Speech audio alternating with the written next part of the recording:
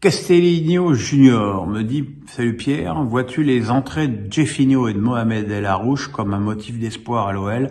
Un peu plus de créativité au milieu et de fougue devant ne pourront pas faire de mal. » C'est sûr que si on prend comme référence le match à Angers qui a été abominable malgré la victoire 3-1, c'est une équipe qui a besoin de 109, c'est une équipe qui a besoin de concurrence.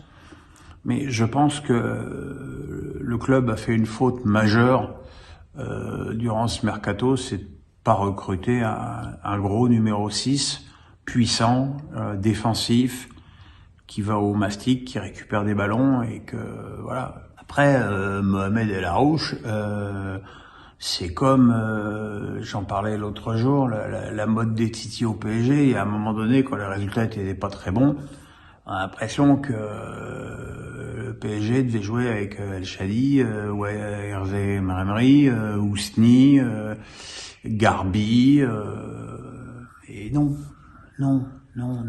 Les exemples sont trop nombreux de jeunes joueurs considérés comme des pépites et qui confirment pas. Il y en a eu à Lyon aussi, avec Goebbels, Boulaï, Balouli, pardon. Voilà, donc le El Arouche, il est prometteur, super. Maintenant, je suis pas certain que l'envoyer dans une équipe qui tourne si peu, ce soit pas l'envoyer au casse-pipe. Voilà, il faut l'utiliser de façon. Et s'il est aussi fort, l'utiliser comme Galtier utilise Zaïre Emery au PSG, c'est-à-dire par petites touches de plus en plus importantes. Invictus Nukem me dit « Salut Pierre, que penses-tu des annonces qui secouent l'équipe de France féminine ?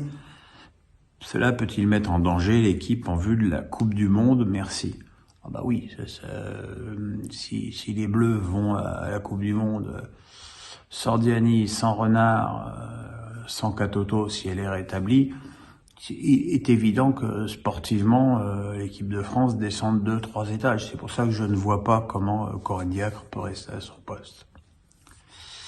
Alex Nissa du 06, toujours prolifique, me dit « Quelle a été pour toi l'élimination la plus dramatique jeudi en Europa League, Monaco ou Rennes ?»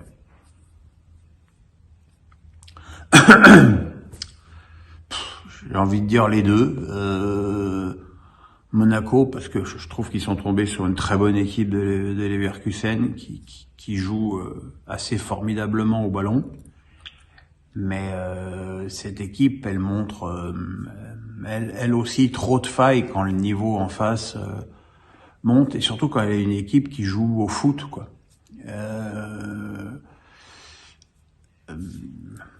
Et puis il y a eu des faillites individuelles, encore une fois, qui a commencé par ce gardien de but qui, pour moi, n'est pas au niveau d'un club comme Monaco. Quant à Rennes, c'est sûr que tomber contre une équipe qui a pas joué depuis 4 mois, qui a du mal à s'entraîner, qui joue ses matchs à domicile à Varsovie, c'est un très mauvais résultat. Même si évidemment ça s'est joué au tir au but, mais ce sont 2 très mauvais résultats, et 2 très mauvais résultats inattendus en plus.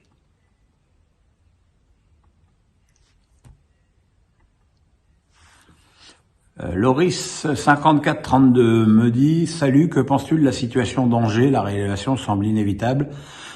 Quels sont les problèmes, car les changements d'entraîneur n'ont rien changé ?»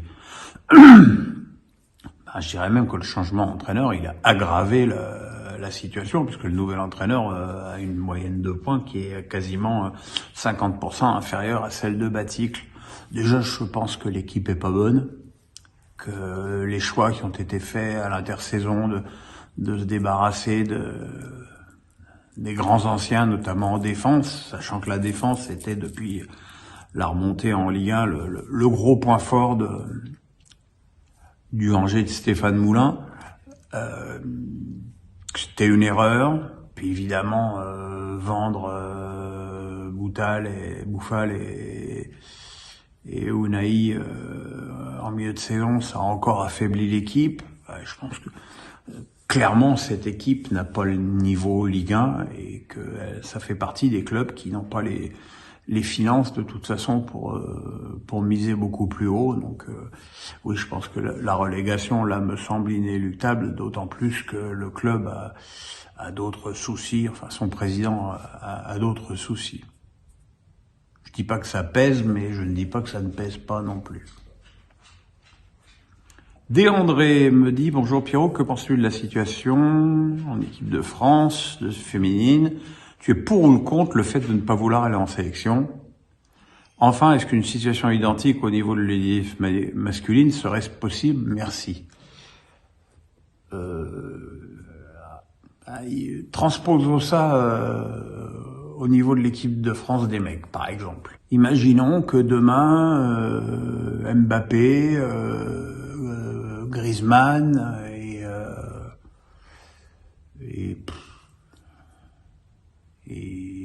un autre disent voilà, on supporte plus le staff, les choix de Deschamps, l'autorité de Deschamps, on vient plus. Je vais autant vous dire que ça foutra un bordel autrement plus important que celui du retrait de Wendy Renard, Diani et Katoto. Alors déjà, il n'y a pas de raison, parce que la différence entre Deschamps et Diacre, Deschamps y gagne. Et que j'ai pas l'impression, mis à part le cas Benzema, que ça se passe si mal que ça au niveau de l'équipe de France. Maintenant, est-ce que pour ou contre le fait de ne pas vouloir aller en sélection? Encore une fois, quand on parle de Wendy Renard, qui a 147 sélections, quand tu as 147 sélections, ton investissement vis-à-vis de la sélection nationale, il est plus approuvé.